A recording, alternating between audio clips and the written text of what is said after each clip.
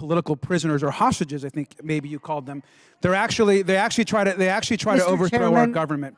Let me continue with my time. She's not recognized. That is Marjorie Taylor Greene storming out of a House hearing while being called out for hypocrisy. I think it's quite interesting that my colleague wants trying to talk about the safety of D.C. When she literally supported an insurrection and attack on the Capitol. A short time later, impeaching Secretary Alejandro Mayorkas. Greene oversaw a House impeachment vote that Republicans lost. On this vote, the yeas are 214 and the nays are 216. The resolution is not adopted. Then Greene blamed Democrats because she screwed up the count. They hid one of their members waiting to the last minute, watching to see our votes. Trying to throw us off on the numbers that we had versus the numbers they had. So, yeah, that was a strategy at play tonight. Oh, got it. A spokesperson. I don't even know what to say about that. He voted. He came. You're supposed to vote. There's nothing sneaky about it. Job.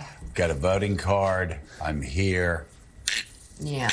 Greene's humiliating day began when she spoke at the House Oversight Committee hearing about public safety in Washington, D.C. This is an ongoing crime epidemic here in our nation's capital, and it's appalling.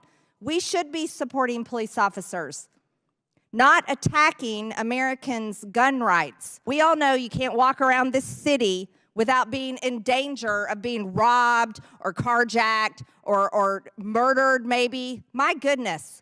How horrible is that? So let's support our police officers.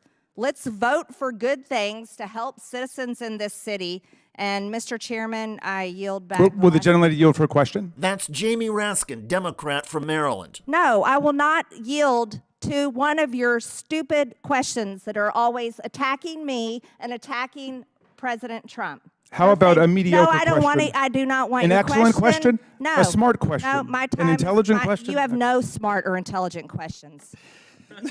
Next up, Democrat Robert Garcia of California. Chair now recognizes Mr. Garcia for 5 minutes. Thank you. That was a lot. I want to remind the gentlelady that it was her that actually organized a trip to the D.C. jail to hug and high five and sit with the insurrectionists that actually attacked our Capitol. So if we're talking about the safety of D.C. and the Capitol, it's just quite, I think, ironic. This is all facts. This is quite ironic that the insurrectionists that tried to overthrow our government in the capital city were being coddled. We're actually being coddled by. It's quite a shame that you called them political prisoners or hostages. I think maybe you called them. They actually try to overthrow our government. Let me continue with my time. She's not recognized. Thank you. So I think it's quite interesting that my colleague wants trying to talk about the safety of D.C.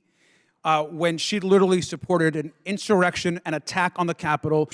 And if she's so interested in fixing Washington, D.C., maybe she should run for mayor of D.C. It's what she seems to be interested in. She's obsessed with everything going on. I just want to remind folks that D.C. and the district has a mayor. They have a city council. They're trying to pass regulations. They're trying to work. There's definitely challenges. They're working very hard on those. And overall, let's remember that crime all across the country has actually decreased over the last couple of years. It has not increased. It's decreased. And with that, I yield back my time. Well, Mr. Would you yield? Absolutely. Thank you very much for your trenchant remarks, Mr. Garcia.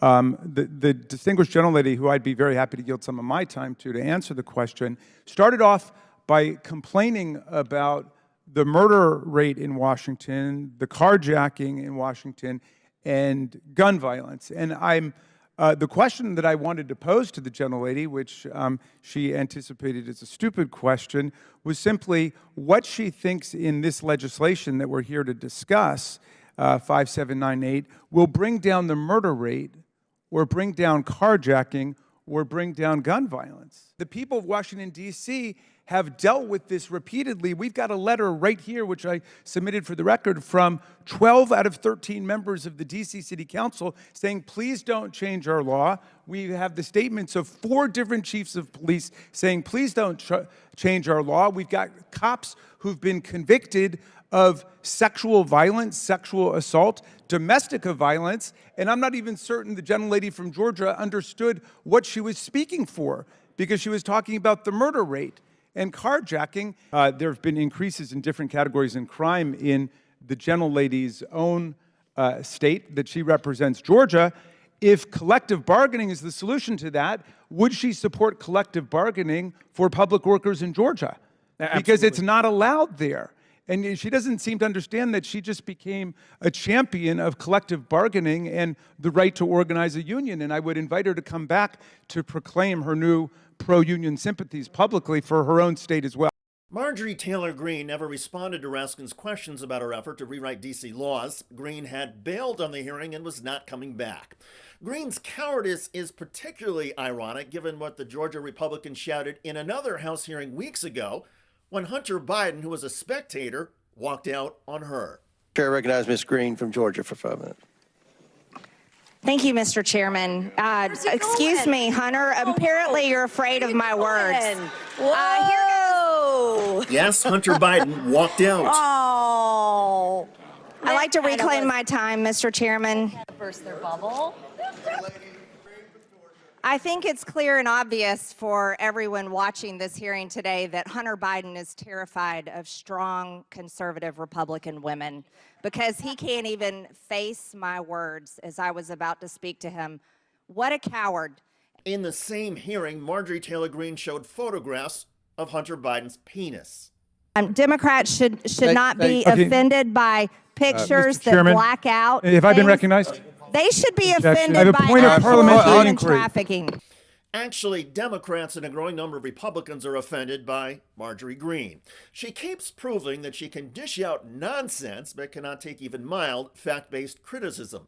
And that pattern might have been forgiven this week if Greene had established to her own party that she knows how to count.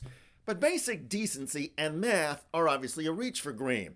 Her oversight of the Mayorkas impeachment vote became a disaster, and the humiliations for Republicans and Greene are even more significant when you consider Greene's screed to Mayorkas a few months ago. You have a short time coming. You can honorably resign, or we are going to impeach you, and it's happening very, very soon. On this vote, the yeas are 214 and the nays are 216. The resolution is not adopted. Oops. When a Speaker of the House presides over a close vote and loses, that is epic. And Johnson was so humiliated by the failed vote, as Ross Story reports, Speaker Mike Johnson bolts from Capitol after an embarrassing double loss. Marjorie Greene did stop and speak to reporters and blamed the Mayorkas loss on Democrats, because that's who Greene is. A feckless and embarrassing hypocrite who never takes any responsibility for her own personal or political failures. And Marjorie Taylor Greene's failures keep piling up. By the way, Greene's political hero Donald Trump is reportedly infuriated over a brutal new attack ad. Have so many already forgotten what the Trump years were? Chaos, corruption, ugliness, cruelty, violence, a wrecked economy, and over 500,000 dead Americans. Check out that video at the link below. It generated a lot of comments on YouTube. One of the most popular was from Sefingwin, who wrote, "I absolutely love it when the Lincoln Project triggers Trump." Indeed, and clearly the Lincoln Project attacks are living rent-free in Donald Trump's head. I look forward to reading your comments about a humiliated Marjorie Taylor Greene storming out of a House hearing. I'm David Shuster. Thanks for joining us.